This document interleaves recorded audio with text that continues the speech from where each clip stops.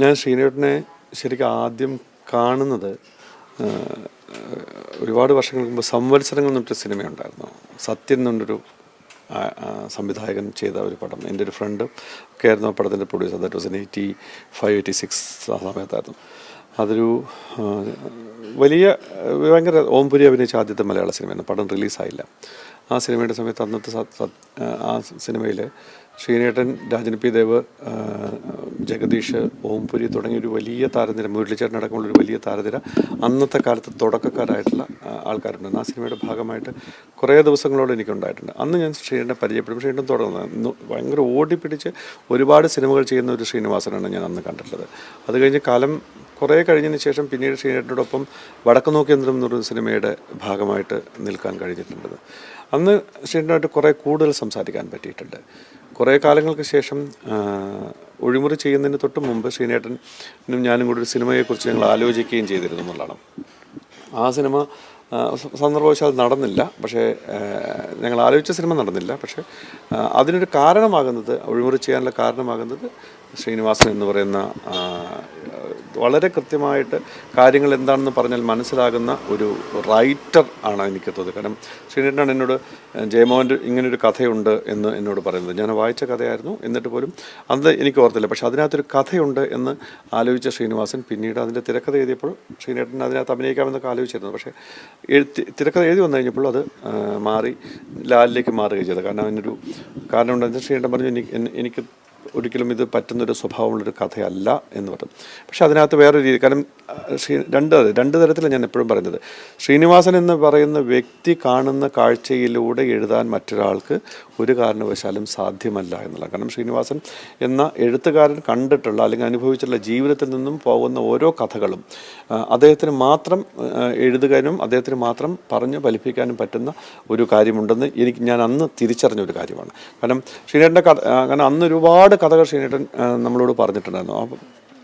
ആ കഥകളൊന്നും തന്നെ പിന്നീട് കാലത്ത് കഥ പറയുമ്പോൾ ഒരു എക്സ്റ്റൻഷൻ പോലത്തെ ഒരു കഥ ഞങ്ങൾ ആലോചിച്ചിരുന്നു. അത് പിന്നീട് വേറൊരു രീതിയിൽ സരോജ് കുമാർ എന്നുള്ള രീതിയിലേക്കുള്ള സിനിമമായി മാറുന്നുണ്ട്. അപ്പം ശ്രീനിവാസന് പറഞ്ഞാൽ മാത്രം പറ്റുന്ന തരത്തിലേക്കുള്ള കഥകൾ എഴുതുക എന്ന് പറയുന്നത് അത് തിരിച്ചറിയുന്ന ഒരു പറ്റം സംവിധായകർ നമുക്കുണ്ടായിട്ടുണ്ട്. സത്യേട്ടനെ പോലെ, കമൽ സാറിനെ പോലെ, പ്രിയദർശനെ പോലെ, സിബി സാറിനെ പോലെയുള്ള സംവിധായകരെ നമുക്കുണ്ടായിട്ടുണ്ട്. അപ്പോൾ അതൊക്കെ ചെയ്തു വന്നപ്പോഴും ശ്രീനിവാസൻ എന്നൊരു വ്യക്തി ഉണ്ടാക്കിയിട്ടുള്ള ചലച്ചിത്രങ്ങൾ മലയാളി ഉള്ളിടത്തോളം കാലം, ലോകമുള്ളിടത്തോളം കാലം, ഈ മണ്ണിൽ ചവിട്ടി നടക്കുന്ന മനുഷ്യനുള്ളിടത്തോളം കാലം നിലനിൽക്കുമെന്ന് എനിക്ക് തോന്നിയിട്ടുണ്ട്.